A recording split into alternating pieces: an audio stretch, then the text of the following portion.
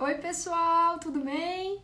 Pessoal, vamos começar aqui a nossa série de lives agora, esperando todo mundo entrar. Vamos chamar algumas pessoas, esperando aqui nosso convidado de honra.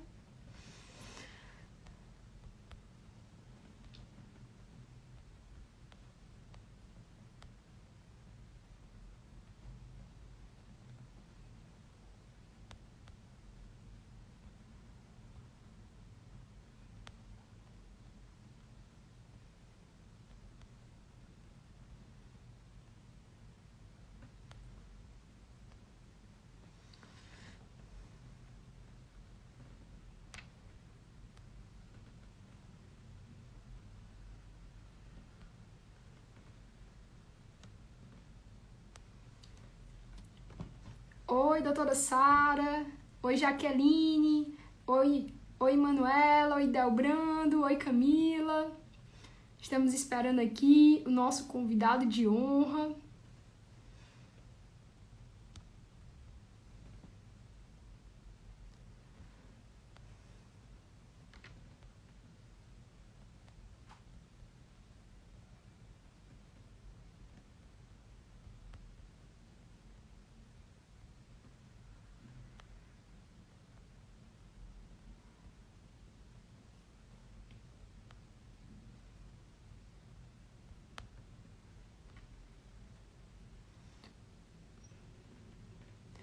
Oi, Elisa. Oi, Aila. Oi, Gustavo. Oi, Joassara. Oi, Gilson. Estamos aqui esperando o nosso convidado de honra, que daqui a pouco tá entrando. Espera aí.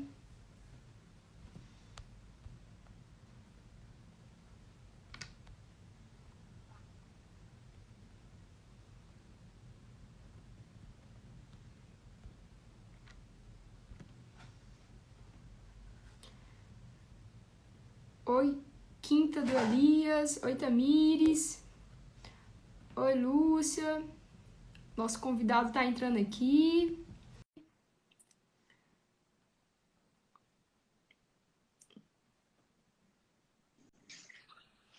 Opa! Olá, boa noite a todos. Boa noite! Pessoal, vamos nos apresentar, né? Eu sou a doutora Lia, sou médica de dor, e esse é o grande doutor Hidalbrando Mota Filho. É cirurgião urologista, faz cirurgia robótica e urologia, né? Ele vai se apresentar um pouquinho aí. Boa noite a todos. Eu queria agradecer aí o convite da Lia, de poder estar aqui hoje à noite, da gente poder compartilhar um pouquinho sobre saúde do homem, da gente poder compartilhar um pouquinho sobre esse tema que é interessante, importante e muitas vezes as pessoas negligenciam, né? Tem muitos tabus, então a ideia é a gente conversar, bater um papo. Eu sou urologista, uro-oncologista. Tem uma área de atuação na cirurgia robótica e acho que a gente pode contribuir aí alguma coisa nesse tema que é tão importante. É isso aí. E assim, câncer, né, pessoal, e dor tem tudo a ver, né? Principalmente quando o câncer está mais avançado, o paciente tem muitas dores, ele precisa sim de um acompanhamento multidisciplinar, muitas vezes, porque é algo global, né? E aí a gente vai abordar um pouco sobre isso também. A gente tem várias dúvidas já, que as pessoas já encaminharam aqui pra gente, a gente vai tirar todas as dúvidas no final, tá? E Oi, Delbrando, doutor Delbrando, na verdade.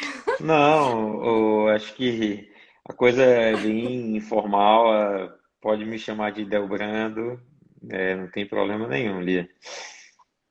Tranquilo, vamos lá. E Delbrando, eu estava aqui com algumas dúvidas, que faz parte, essas dúvidas também fazem parte de um questionário que é básico, assim, realmente são dúvidas comuns do homem, né? A primeira quando o homem deve procurar o urologista para saber, para fazer o screening, né? A triagem para o câncer de próstata. quando? Lia, essa pergunta, ela é uma pergunta assim muito importante. Tem algumas coisas eu acho que precisam ser ditas antes da gente responder essa pergunta de maneira objetiva. A primeira coisa dela, a primeira coisa é que está provado que o screening ele reduz a mortalidade por câncer de próstata e ele ajuda os homens porque ele permite o diagnóstico numa fase mais precoce da doença. E quando a gente tem o diagnóstico precoce da doença, a gente consegue ajudar a maioria dos homens, né? Nós temos aí chances de cura quando nós estamos nos estágios mais iniciais, que podem chegar a 90%, dependendo do tratamento que a gente faz. Então, chance de cura significa de cada 10 doentes que a gente trata, 9 podem ficar curados do câncer de próstata. Então, a primeira coisa que eu acho que precisa ficar, que precisa ser dita e importante que seja dita é isso. Quando a gente olha a literatura médica, existe alguma controvérsia sobre o screening propriamente dito. O que é o screening? É o rastreamento do câncer de próstata na população em geral. Eu não sei se você já ouviu falar sobre isso, e isso, em geral, às vezes é uma dúvida das pessoas, e principalmente até no meio médico, né? Tem médicos que advogam contra o screening. São principalmente médicos que lidam com a questão, são médicos epidemiologistas, às vezes alguns médicos clínicos gerais, e que, na grande realidade dos fatos, eles não lidam com doente de câncer de próstata no seu dia a dia, coisa que nós urologistas fazemos, coisas que os oncologistas fazem, e coisas que os uro-oncologistas, que são aqueles urologistas mais dedicados à parte oncológica, fazem. Então, algumas coisas são importantes que a gente fale nesse momento. A primeira delas é que a Sociedade Americana de Urologia e a Sociedade Europeia de Urologia, as duas, elas advogam a favor do rastreamento do câncer de próstata.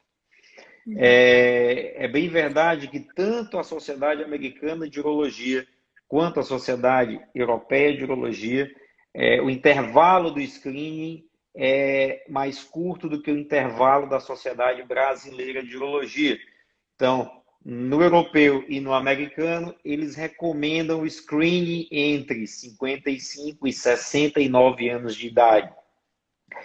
Mas seria para todo mundo? Na realidade, seria para todo mundo, mas de uma maneira compartilhada a decisão com o paciente. Por que é importante compartilhar a decisão com o paciente? E é o que nós fazemos na nossa prática.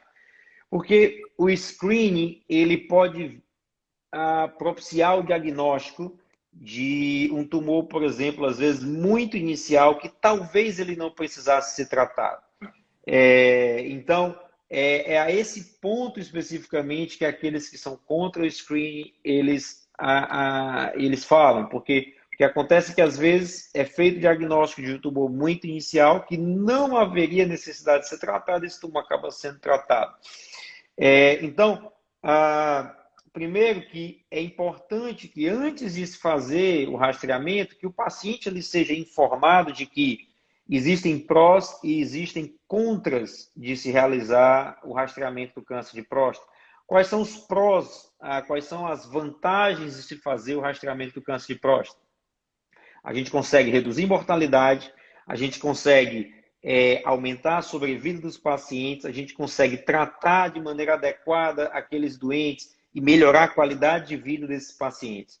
Mas é importante se dizer que pode ser que nós venhamos a diagnosticar um tumor muito inicial que não haveria necessidade de tratamento e hoje nós fazemos um tratamento que se chama vigilância ativa.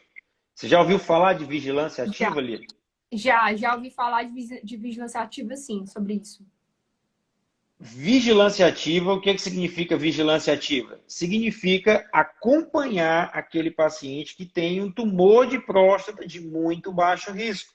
Ou seja, doutor, significa que eu tenho câncer, é maligno, mas eu não preciso tratar de maneira invasiva nesse primeiro momento? Exatamente isso. Então, é por isso que nós, urologistas, nós advogamos a favor do rastreamento. Por quê?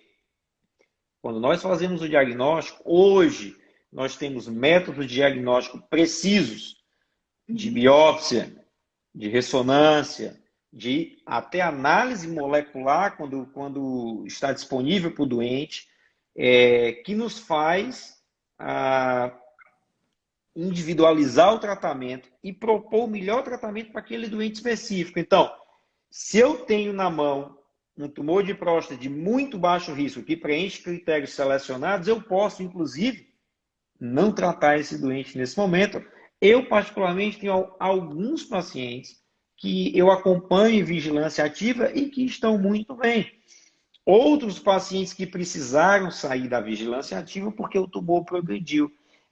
O risco que nós corremos fazendo vigilância é justamente a progressão tumoral. Mas como a vigilância, o nome já está dizendo, é vigilância, ou seja, a gente vai acompanhando esses pacientes a cada 3 meses com exames seriados de PSA, nós repetimos a ressonância, repetimos a biópsia. Quando progride, nós conseguimos pegar isso de uma maneira muito inicial. Então, para resumir toda essa história que eu estou falando para você sobre screening, é importante que se coloque que tanto a Sociedade Americana de Urologia quanto a Sociedade Europeia de Urologia, que são duas grandes sociedades, elas advogam a favor do screening, assim como a gente na Sociedade Brasileira de Urologia. O que diferencia é a idade, né? Que na Sociedade Brasileira de Urologia, a recomendação é que se faça essa conversa e se faça os exames a partir dos 50 anos para a população em geral e a partir dos 45 para aqueles que têm fatores de risco. Na Sociedade Americana de Urologia e na Sociedade Europeia, seria entre 55 e 69 anos de idade. É importante que se diga que você pode às vezes dizer o seguinte, não, mas eu ouvi dizer que parece que os europeus e os americanos eles são contra o screening. Não é a Sociedade de Urologia Americana e nem a Sociedade Europeia. O que aconteceu foi que a US Task Force, em 2012, certo? O que é a US em português, US Task Force, o que é isso?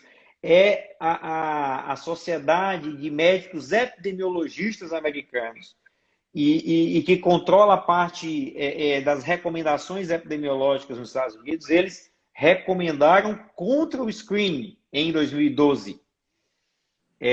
Baseado em 2 estudos, né? Um estudo europeu e um outro estudo americano, que colocaram em dúvida os benefícios do screening. O que aconteceu nesse período, né? De 2012 até 2017? 2017, eles reviram essa recomendação porque se percebeu um aumento do diagnóstico de tumores mais localmente avançados e tumores metastáticos. Então, a própria US Task Force, né, os médicos epidemiologistas, eles voltaram atrás nessa recomendação e, em 2017, eles voltaram a recomendar, baseado nas recomendações da Sociedade Americana de Urologia, que fosse discutido com o paciente, colocado na mesa os prós e contras do screening e fizesse o screening a partir dos 55 anos, dentro desse contexto que a gente conversou. Exatamente, né, Dalbrando? Assim, tudo a gente tem que conversar com o paciente e ver o que se adequa mais a ele, né? É muito individual, né? Assim, principalmente porque, por exemplo, uma outra pergunta que chegou para mim aqui, né, na caixinha de perguntas foi: doutora, se o meu pai teve câncer de próstata, a idade para eu fazer o meu rastreio é a mesma de todo mundo ou eu tenho que ir mais cedo? Foi outro questionamento que chegou aqui para mim na caixinha. Essa é uma pergunta importante, né? A gente entra no que a gente chama dos fatores de risco para o câncer de próstata. O principal fator de risco para o câncer de próstata, o que é fator de risco, primeiramente? Fator de risco é aquilo que aumenta a chance do indivíduo desenvolver câncer de próstata. O principal fator de risco é a história familiar. E a história familiar, quando a gente fala, é parente de primeiro grau. Então, só vale se for ou um irmão ou um pai com câncer de próstata. Para você ter uma ideia, a chance do homem em geral ter câncer de próstata, ela gira em torno de 20%. Quando você tem um parente de primeiro grau com câncer de próstata, essa tua chance ela fica 2 vezes maior. Quando você tem um segundo parente com câncer de primeiro grau, essa chance fica 5 vezes maior. Então, a história familiar, ela é uma história familiar, é algo importante para se desenvolver câncer de próstata. Então, o que a Sociedade Brasileira de Urologia recomenda? Que naqueles indivíduos que têm histórico familiar, que seja feito screening a partir dos 45 anos, mas com toda essa conversa, baseado no que a gente conversou aqui de prós e contras. Outros fatores de risco também que são importantes são os pacientes da raça negra, tá? Os afrodescendentes, eles têm câncer de próstata mais agressivo e também mais precoce. E hoje em dia, a gente sabe também que tanto a obesidade quanto a dieta rica em gorduras também aumenta a chance de câncer de próstata. Então veja que aí tem uma informação importante também para as pessoas. Diz assim, como que você pode prevenir câncer de próstata? Talvez isso tenha sido uma pergunta que veio, se não veio, é uma pergunta super frequente. Veja que os dois principais fatores de risco para o câncer de próstata, que eu elenquei aqui, história familiar e a raça, a gente não tem o que fazer. Não.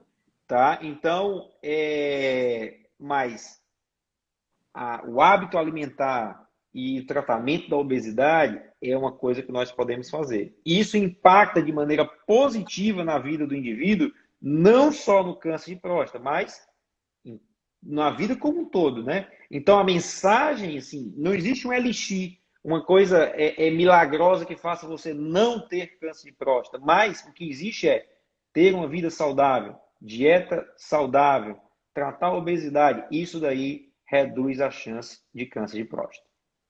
Excelente. Tem até um comentário aqui do Ulisses em que ele falou: talvez tenhamos um efeito parecido nos próximos meses devido ao Covid. Esse comentário é muito importante, principalmente em pacientes com câncer. Porque por causa do Covid, muitas cirurgias foram adiadas. Não só cirurgias urológicas, pacientes com câncer de próstata, mas pacientes com todo tipo de câncer. Câncer de mama, câncer de endométrio. E aí o paciente afeta tanto psicologicamente quanto a própria evolução da doença, muitas vezes. Ele começa um outro tratamento antes, em vez de fazer a primeira cirurgia, porque não pôde operar por causa da pandemia. A gente nos hospitais, principalmente a gente que está muito em hospitais oncológicos, né? A gente está vendo isso, né? Eu que trabalho com dor em um hospital oncológico, eu peguei paciente assim, paciente do SUS, infelizmente, que não conseguiu, todas as cirurgias foram realmente canceladas, cirurgias eletivas, né? E isso é algo que, infelizmente, para paciente oncológico, isso vai ser muito ruim, porque isso afeta todo paciente, não é só o câncer, porque o câncer progride, vai afetar psicologicamente, o paciente tem dor, e a dor é algo muito... Tem fatores emocionais, fatores psicológicos, fatores sociais e fatores físicos, ou seja, tem um fator físico do câncer, mas os outros fatores influenciam muito, principalmente os pacientes que estão dentro de casa, porque por causa da pandemia, muitos ficaram em casa, não saíram, e isso tudo afeta psicologicamente, tanto uma pessoa saudável, imagina uma pessoa com câncer. Então, sim, acho que, como a gente está falando aqui, né, Dalbrando, acho que esse período foi muito difícil, e tudo tem que ser avaliado e caso a caso de cada paciente, né? Principalmente em relação ao screening. Essa questão do Covid, Lia, é algo importante de pontuar, né? Porque uma coisa importante, o tumor, o câncer continua crescendo apesar do Covid.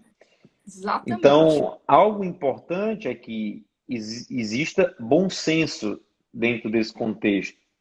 Lógico que Covid é algo grave, é uma doença séria, que precisa ser tratada e prevenida. Mas também nós não podemos esquecer que a vida segue, a vida continua e as pessoas continuam ficando doentes. Continuam ficando doentes de câncer, de causas cardiovasculares, enfim. Então, Semanalmente nós temos no consultório pacientes que o tumor progrediu e que hoje estão em estágio localmente avançado, ou às vezes até metastático, e perderam o timing, né, de ter um procedimento curativo por conta dessa pandemia. É bem verdade que existem tipos específicos de tumores, que seja de rim, que seja de próstata, que nós podemos aguardar um pouco. E nós fizemos isso. Mas outros tumores não podem aguardar. Então, isso é uma decisão que tem que ser tomada de maneira individual, que tem que ser tomada para cada caso e de maneira assim bem com muita responsabilidade, eu diria. Exatamente. Eu concordo também. Oi, Dobrando, uma pergunta que chegou aqui para mim foi em relação à hiperplasia prostática benigna e câncer de próstata. Qual é a diferença? Se eu tenho hiperplasia, o paciente, a pessoa que me mandou a pergunta, perguntou assim: se eu tenho hiperplasia, eu tenho também câncer de próstata? Eu posso vir evoluir com câncer de próstata? É muito comum, né, no seu consultório, essa pergunta? Essa é uma excelente pergunta e acho que esse momento é importante de poder esclarecer. A primeira coisa que eu vou dizer é o seguinte: todo homem vai ter hiperplasia prostática benigna, seguramente. O que é hiperplasia prostática benigna? Hiperplasia prostática benigna é o crescimento benigno da próstata. À medida que a gente fica mais velho, que o homem fica mais velho, a próstata ela vai crescendo. Por efeitos moleculares, genéticos, por efeitos hormonais, a próstata ela vai aumentando de tamanho. Isso acontece de maneira mais acentuada em alguns homens e menos acentuada em outros homens. A grande maioria dos homens, apesar do crescimento da próstata de maneira benigna, não tem sintomas. Então, é comum a gente pegar, às vezes, um paciente do consultório com a próstata grande, uma próstata, às vezes, de mais de 100 gramas, e o doente não tem sintoma nenhum, não tem repercussão nenhuma e não tem suspeita de câncer, tá? Então, a princípio, ter próstata grande não aumenta a chance de câncer de próstata. Isso é importante de ser dito também, tá? Então, são duas coisas diferentes. A hiperplasia prostática benigna acontece em todos os homens e ela pode dar sintomas urinários. Você sabe por que a hiperplasia prostática pode dar sintomas urinários, Lia? Sei sim, Dá. A próstata, eu não vou lhe perguntar, eu vou responder, mas... Eu vou, É...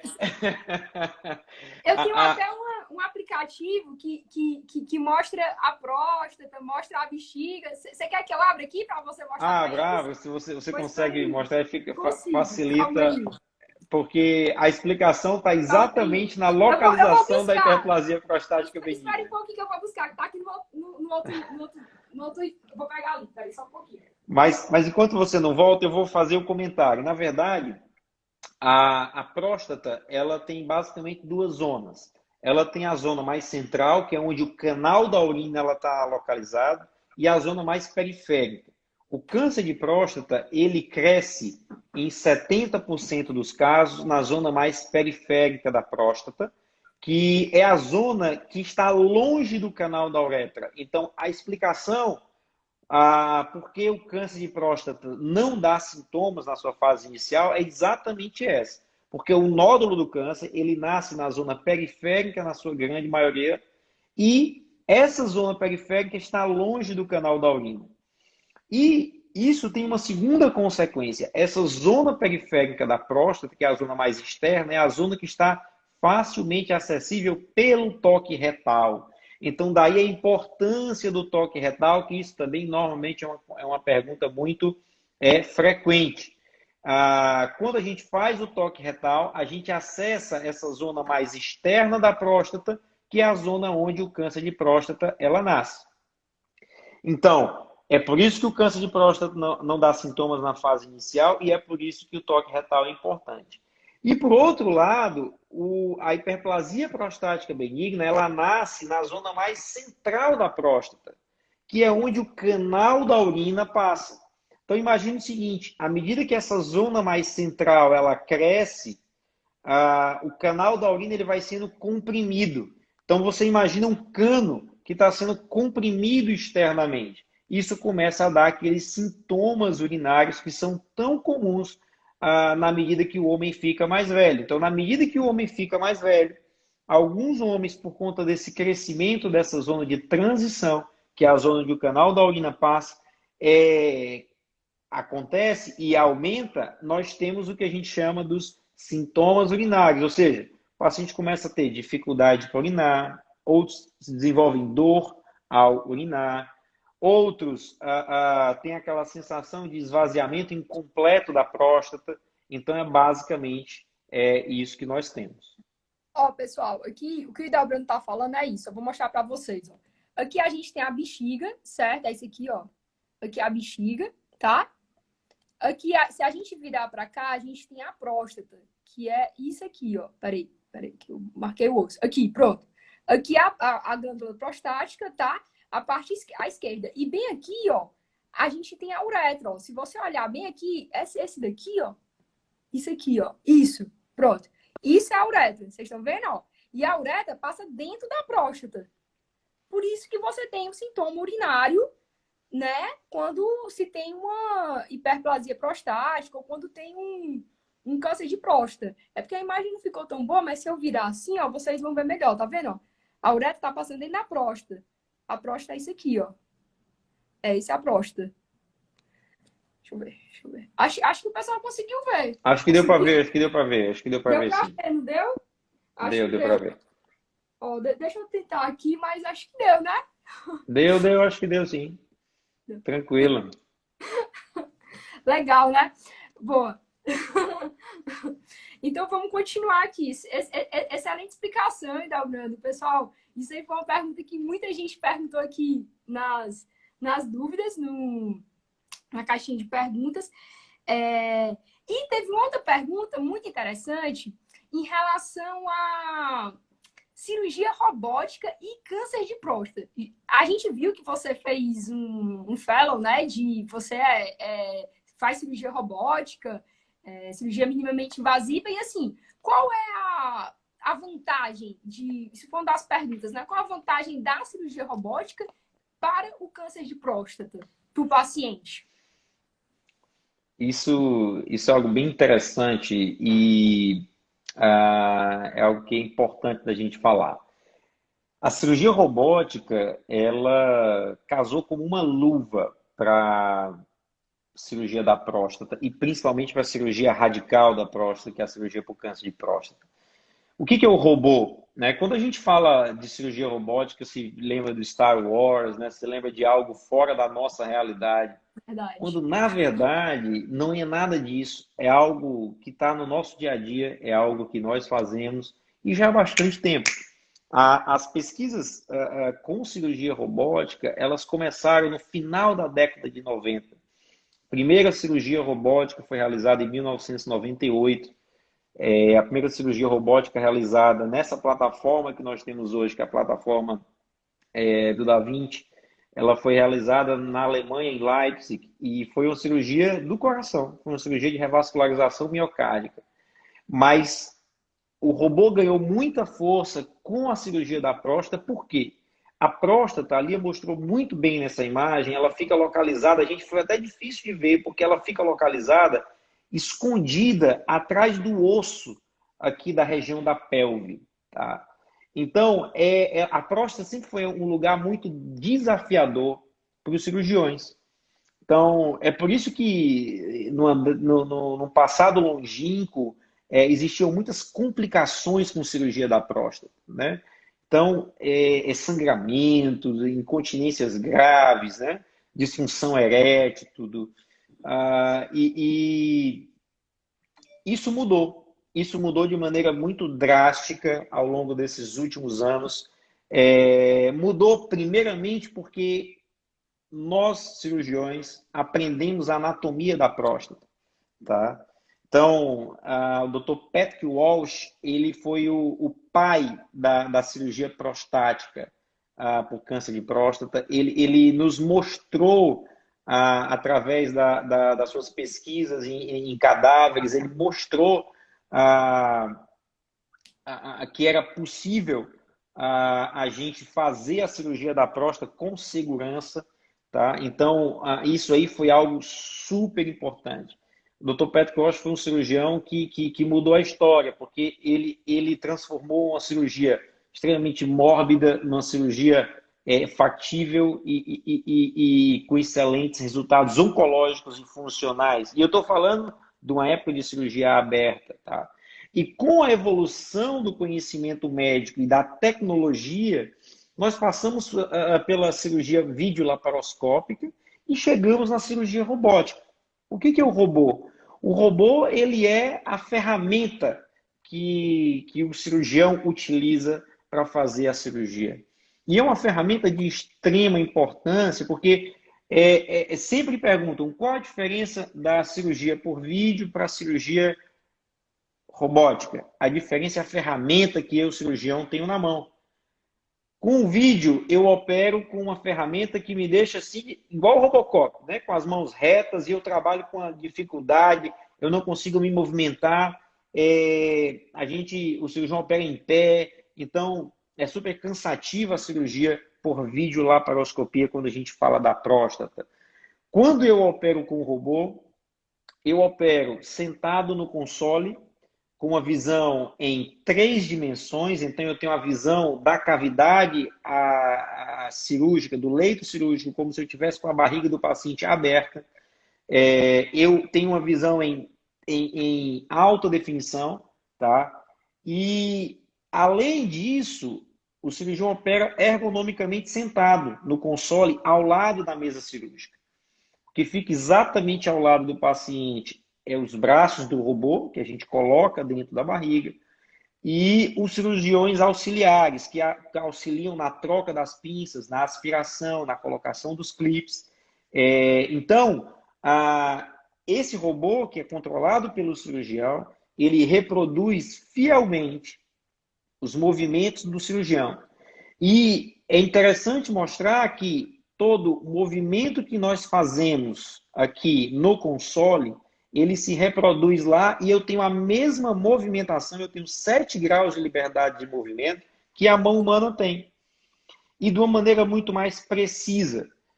Então, eu consigo ver melhor, eu consigo me movimentar melhor, então eu consigo identificar melhor as estruturas e preservar melhor as estruturas quando eu faço cirurgia robótica. É por isso que nós temos resultados funcionais melhores, porque eu consigo identificar o feixe vascular nervoso. Doutor Idobrando, o que é o feixe vascular nervoso? O feixe vascular nervoso é o nervo que leva a força da ereção. Esse nervo ele passa na região posterolateral da próstata, ou seja, do lado da próstata e grudadinho na próstata. Quando é possível, quando o tumor não está aderido a esse nervo, o que o robô me permite fazer?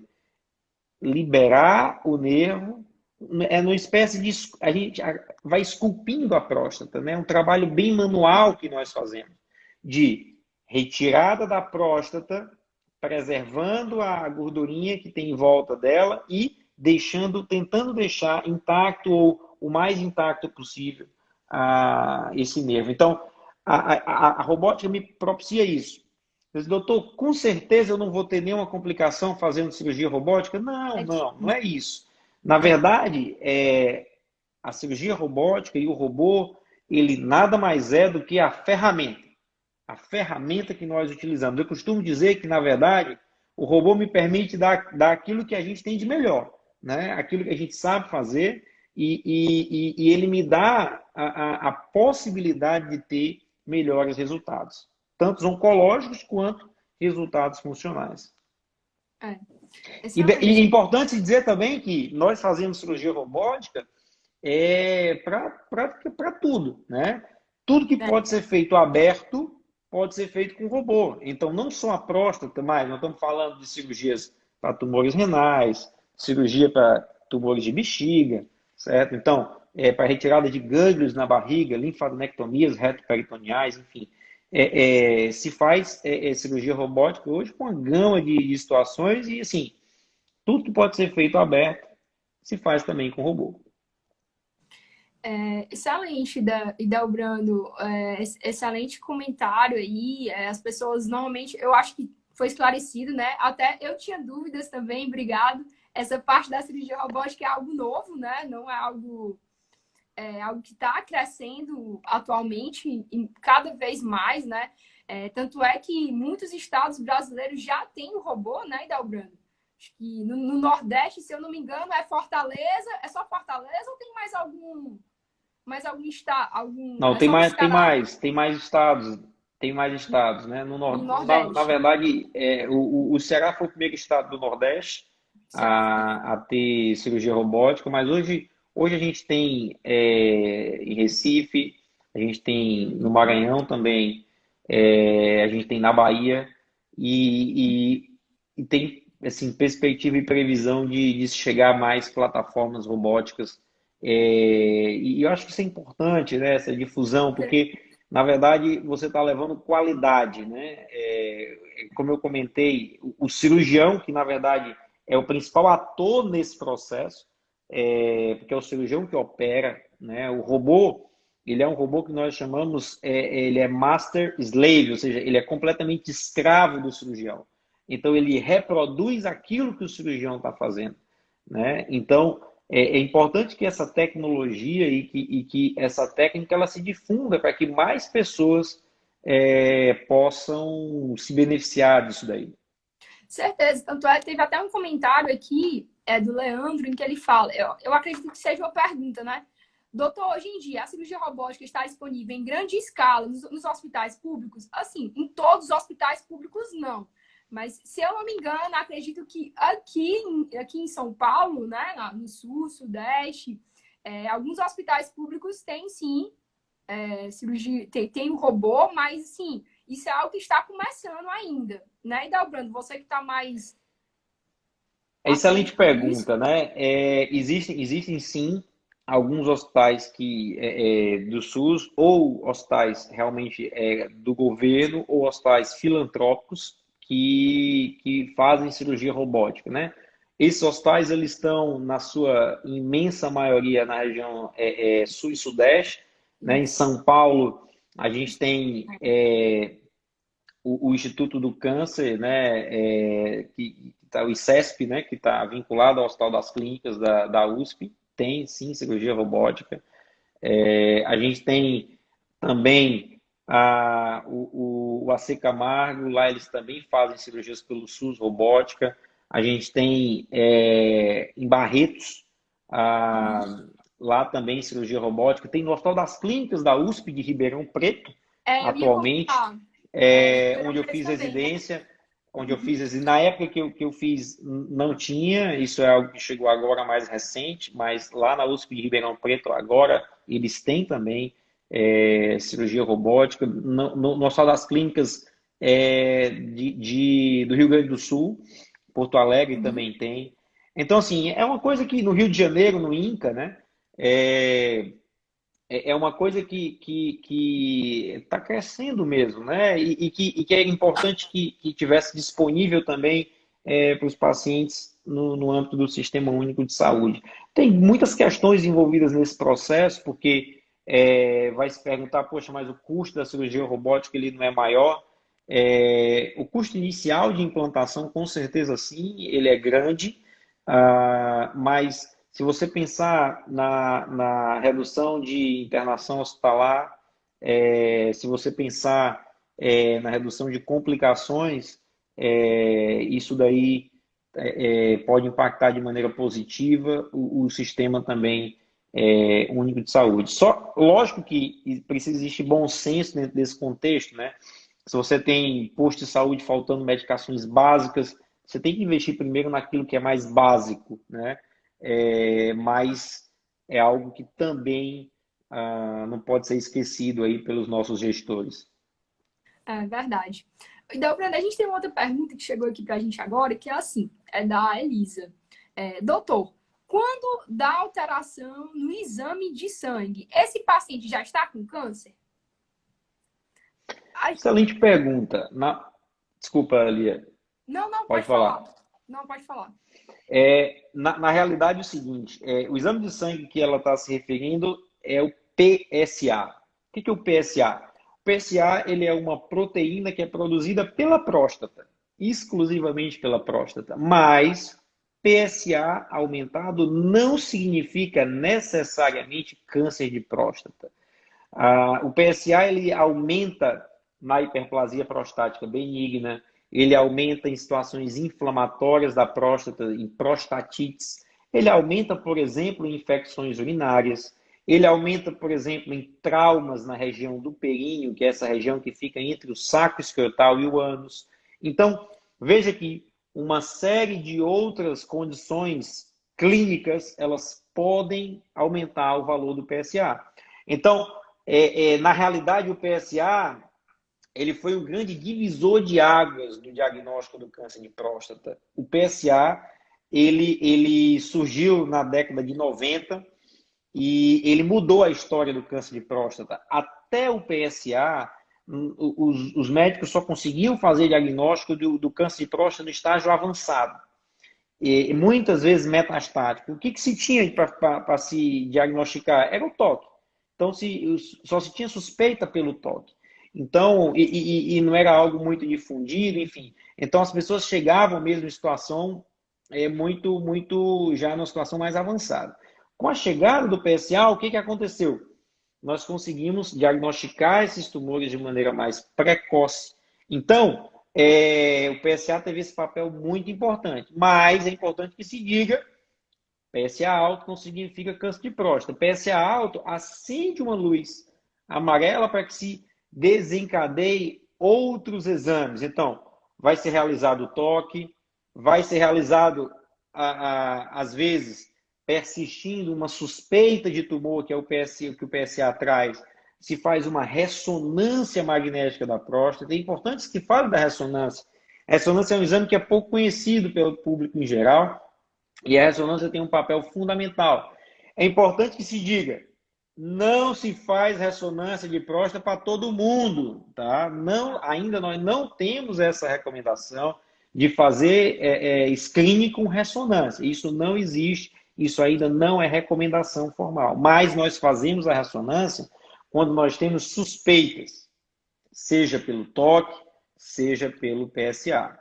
O que a ressonância me traz? A ressonância me permite identificar áreas suspeitas na próstata com uma excelente precisão e, às vezes, com precisão maior do que o toque e o próprio PSA. Então, eu faço uma ressonância, identifico aquela suspeita, tem uma área suspeita naquela determinada região da próstata. Qual é o próximo passo? Eu sigo para uma biópsia. E daí o que nós fazemos hoje, que é muito importante que se diga, como é a maneira mais recomendada de fazer biópsia de próstata hoje? É uma biópsia de próstata guiada pela ressonância magnética, tá? Então nós fazemos uma biópsia com ultrassom, mas com fusão de imagem da ressonância, ou seja, no momento da biópsia, em tempo real, eu faço a fusão das duas imagens, ou seja, eu junto a imagem da ressonância com a imagem do ultrassom, e eu consigo marcar na ressonância e aquilo fica projetado no ultrassom, a área suspeita, e daí eu vou lá e biopsio especificamente aquelas áreas suspeitas. Isso é muito importante porque isso permite a gente fazer o diagnóstico do câncer de próstata com mais precisão. Do que entendeu? Do que o uso só do que a biópsia tradicional. Como é a ultrassom. biópsia tradicional? A biópsia tradicional é você vai lá e dispara 12 fragmentos de maneira randômica, de maneira aleatória, em setores específicos, certo? Quando eu faço uma biópsia por fusão de imagens, eu faço, além da biópsia randômica, eu faço biópsia direcionada para a área suspeita na próstata. Isso me permite buscar aquela areazinha que era suspeita e não deixar passar o diagnóstico de um tumor clinicamente significante. Isso é recomendação atual, recomendação nova, né?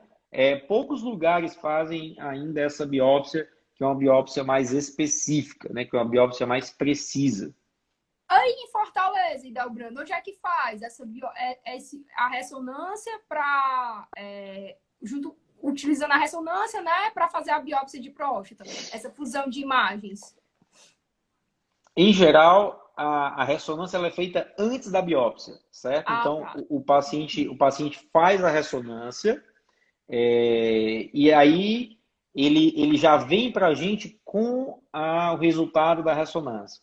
E o que é que nós fazemos? Nós pegamos o CD dessa ressonância e fazemos o download dessas imagens da ressonância dentro do aparelho que nós temos de ultrassom. E esse aparelho de ultrassom ele tem um software que permite fazer essa fusão de imagens, ou seja, pegar a imagem que a gente faz em tempo real no momento da biópsia com ultrassom, com aquela imagem que foi feita previamente da ressonância, entendeu? Nós fazemos essa biópsia aqui em Fortaleza, com fusão de imagens e algo disponível, né? Isso é algo que está aí no nosso dia a dia e que tem ajudado muita gente. Entendi. Em que hospitais em Fortaleza faz, Delbrando, isso? Em qualquer hospital? Ou tem algum hospital específico? Não, eu normalmente faço essa biópsia no Hospital Monte Clínico, que é Ah, porque tá é bom. lá que a gente tem esse ultrassom, que não é um ultrassom comum, ele é um ultrassom, como eu comentei, que tem um software que permite o download das imagens e a fusão dessas imagens no momento da biópsia. Excelente, excelente. Isso foi até uma pergunta. Eu ia chegar na ressonância depois. Ah, Você tá. já Eu emendou. acabei Me adiantando mandava aí, aqui. desculpa. Já emendou. Não, mas foi bom. Você emendou na pergunta. É... Bem, eu acho que a gente respondeu todas as perguntas. Deixa eu ver aqui se eu deixei passar. Tem uma pergunta aqui do Leandro, eu deixei passar. Que é assim: para doutor. Nos dias atuais, ainda existe muito preconceito sobre o toque? Assim, eu vou até responder. Eu não sou urologista, mas eu vou dizer, eu como médica, às vezes eu vejo os pacientes falando como preconceito a questão do toque. Mas você, Idelbrando, que tem bem mais experiência, pega paciente todo dia, o que é que você acha em relação a isso? Lia, essa informação da importância do rastreamento e do toque, toda ela está muito difundida, né? Mas ainda existe muito preconceito. Tem pacientes que às vezes chegam no consultório numa primeira visita, e dizem, eu não vou, já chega ali meio emburrado, já vem arrastado pela esposa, né? Isso é importante que se diga, viu? Quando a gente está nesse momento do Novembro Azul, o pessoal, o homem. A gente tem que lembrar das mulheres, né? Porque na grande maioria das vezes, quem leva o homem para o urologista são as mulheres, né? Salve as esposas, né? Porque são elas que colocam na cabeça do homem que é importante ir conversar, né? Eu costumo dizer o seguinte, o urologista ele não morre, o urologista não faz mal, né? Agora, aí é brincadeira, não pode apaixonar pelo urologista, né? Então, não pode ir lá toda semana, né? Então você faz um exame uma vez e acabou, né? E é importante que se diga que, brincadeiras à parte, peço desculpa aí essa brincadeira, que às vezes também o pessoal pode não levar na brincadeira, mas a gente tem que descontrair um pouco, né? Que é um tema às vezes meio árduo. O exame do toque é um exame que é indolor e é um exame que dura 5 segundos, tá? De verdade, é muito rápido o exame de toque. Então, e é algo que traz informação importante para a gente, né? Tem tumores, Lia, que não aumentam o PSA e que você consegue ter uma suspeita pelo toque, né? Por quê? É aquilo que eu comentei lá no começo da nossa conversa.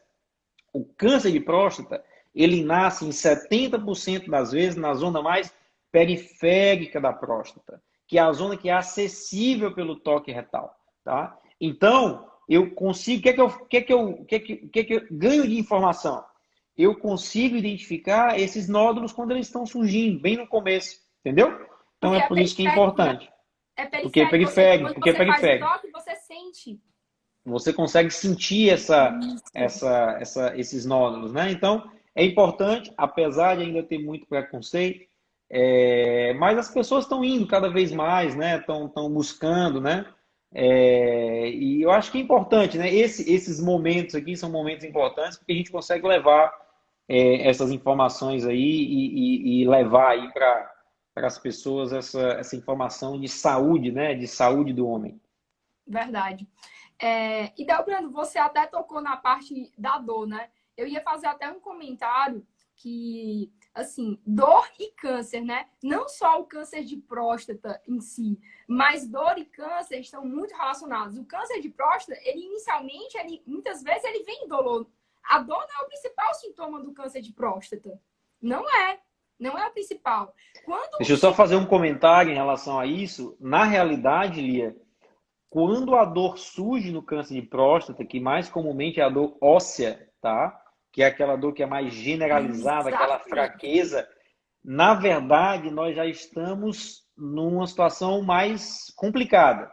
Quer dizer, quando a dor óssea ela surge, a gente já tem um tumor avançado, a gente já tem um tumor metastático, a gente já tem um tumor que saiu da próstata e se espalhou para os ossos. Então, esse estágio de doença é um estágio onde as chances de cura elas são muito baixas. É importante que se diga e é importante que se mantenha a esperança desses pacientes, tá? Porque hoje nós temos tratamentos que são muito eficazes, mesmo em tumores mais avançados. Que aí nós conseguimos, de maneira efetiva, prolongar a vida desses pacientes com qualidade. Mas seria melhor se a gente tivesse feito o diagnóstico numa situação onde a gente pode ser mais curativo, entendeu? Então a gente não pode esperar, a mensagem é a seguinte, a gente não pode esperar ter dor Isso. para pensar na próstata. Isso. Assim, como você falou, a metástase óssea causa dor. E a dor, assim, quando você tem a dor, você está no estágio muito avançado e é difícil para o paciente. Até tratar a dor nesse momento, sim, manda uma abordagem multidisciplinar. Você vai precisar do médico da dor, vai precisar do psicólogo, terapeuta ocupacional, vai ter que precisar fazer uma terapia cognitivo-comportamental, muitas vezes. Por quê? Porque é uma abordagem ampla, não é algo único e pontual. Por quê? Porque você pode ter metástase por ósseo, nos ossos do corpo inteiro. É algo difuso, não é algo pontual. Então, assim, por isso que fica a mensagem para todo mundo aqui na live, justamente por isso que eu chamei o doutor Idelbrando hoje e esse mês, porque eu acho que é muito importante, porque o homem, às vezes, assim, eu sou mulher, né? Eu tenho um marido também. O homem, ele não gosta de procurar um médico. Quem leva o homem para o médico é a mulher. Isso é verdade. Você está certo, Idelbrando. É a mulher que leva. Então, assim, é importante vir aqui um urologista e dizer para vocês que, sim, vocês homens têm que procurar o urologista na idade correta, como o Idelbrando falou, na idade correta, procure o urologista, faça o seu exame, se cuide. Não espere que a sua esposa o leve. Mas, se por acaso você só vai se a sua esposa levar, pelo menos vá também com ela. Né? Assim, isso é uma mensagem, assim, isso é o mais importante, né, dessa live e de eu ter convidado o Idelbrando aqui hoje. E, Idelbrando, tem mais uma pergunta aqui que eu acho que é interessante, tá? Que é da Jéssica, que ela diz assim, o homem precisa ir no urologista todo ano, como a mulher vai no ginecologista? A resposta aí é sim, tá? Precisa, né? É importante, porque não se vai ver só a próstata, se vai ver questões de saúde como um todo, né? Então, nós podemos aí fazer avaliação de um modo de avaliação geral de outros tumores, né? Ver rim, ver bexiga, ver a parte da saúde como um todo, lembrar dos tumores coloretais também, que são causas importantes de mortalidade desses pacientes, nessa faixa etária. Então, na verdade, é algo como se cuidar, né? Então, com certeza sim, né? É importante. E lógico que se tudo está indo muito bem, pode-se às vezes, dependendo de cada caso, passar esse período, às vezes a cada 2 anos, né?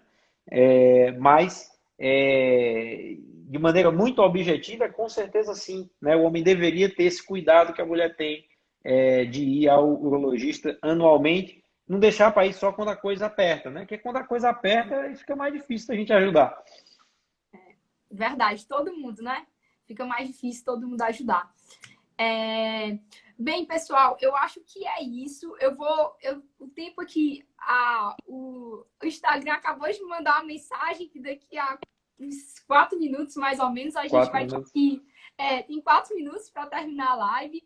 Acho que foi muito boa e muito produtivo para todos os homens, tá? Eu queria que vocês compartilhassem essa live com todos os homens que você acha que vai se beneficiar de escutar o que o Dr. Hildebrando tem falado aqui, tem explicado, entendeu? Eu vou deixar a live gravada, caso você não tenha assistido toda, tá certo? O Dr. Hildebrando depois vai colocar a live no Instagram dele também, para os seguidores dele, tá bom? E agradeço a presença de todos, agradeço a oportunidade do Dr. Hildebrando ter aceitado o nosso convite aqui, da nossa série de lives, tá bom? Eu queria dizer que essa formalidade toda aí da Lia, ela não tem nada a ver. Eu tenho um grande, na verdade, orgulho e privilégio da Lia ser minha irmã. Então, acho que para aqueles que não sabem, nós temos aí esse laço e essa coisa em comum. Eu queria deixar esse registro que, para mim, é um momento assim, de grande emoção, de felicidade de poder estar aqui, porque, enfim, nós somos irmãos, sangue do mesmo sangue, e hoje nós moramos um pouco distante. Eu estou aqui em Fortaleza, a Lia está em São Paulo, mas a gente tem sempre estado perto, né? E quando surgiu essa ideia da gente fazer esse momento, foi algo bacana. Queria lembrar de duas pessoas que são muito especiais, são nossos pais.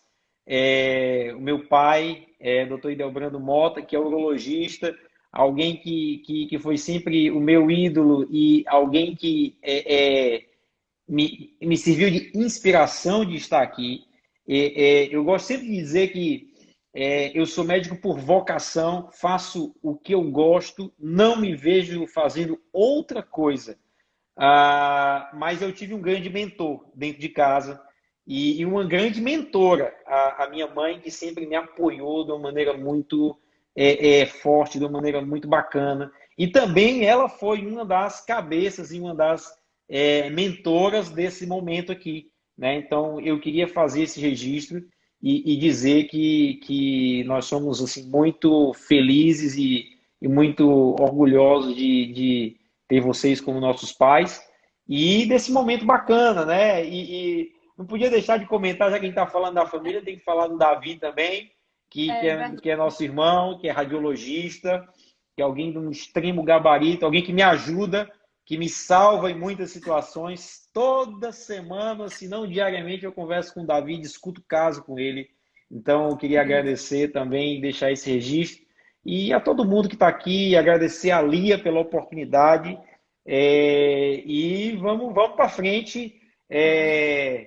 Uma mensagem importante, que é a mensagem da SBU: seja herói da sua saúde, né? Vamos em frente e esse mês é um mês aí importante de trazer essa mensagem para todos os homens.